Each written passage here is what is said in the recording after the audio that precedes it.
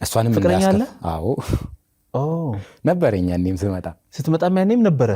እኔ አላቅም ነበር። ከኔ ጋር አብራ ስትታገል የነበረች ጓደኛ ያለች። ኦ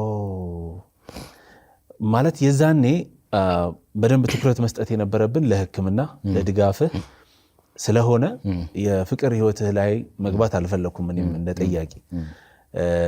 ግን ከዛ በኋላ ያው አሁን በቅርብ ስናወራ ነው ፍቅረኛ እንደነበረ የዛኔም የነገርከኝ እና ፍቅረኛ አለህ ያውም ደግሞ ወደ ሶሻል ሚዲያ ሳትወጣ በፊት ነው ራሱ ፍቅረኛ የነበረ።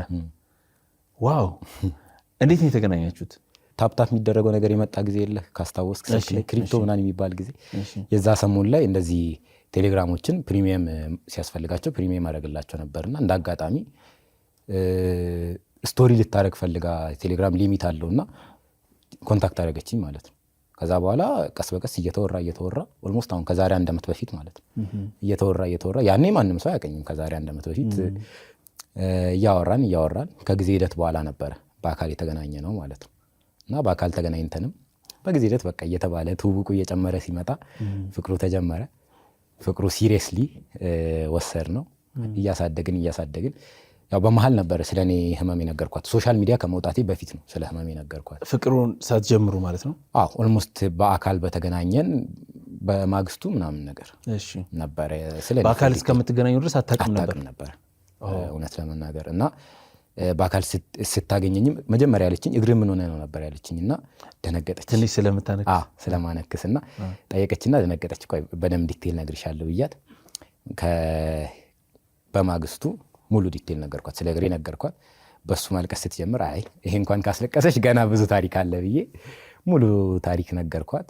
በጣም አለቀሰች፣ በጣም አነባች፣ በጣም ግራ ገባት፣ ክብድም አላት። በኋላ ያው በጊዜ ሂደት ያው ፍቅር ፍቅር ብዙ ነገር ያሸንፋል።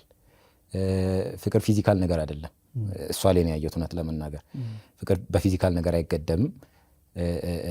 ፍቅር ቃል ብቻም አይደለም የሚኖር ነውና እየኖረች እያሳየችኝ ያለችው እሷ ናትና ከዛ አሁን ከማወቋ በፊት የነበረው ፍቅር ካወቀችኝ በኋላም አልቀነሰም አልተቀየረም ነበር።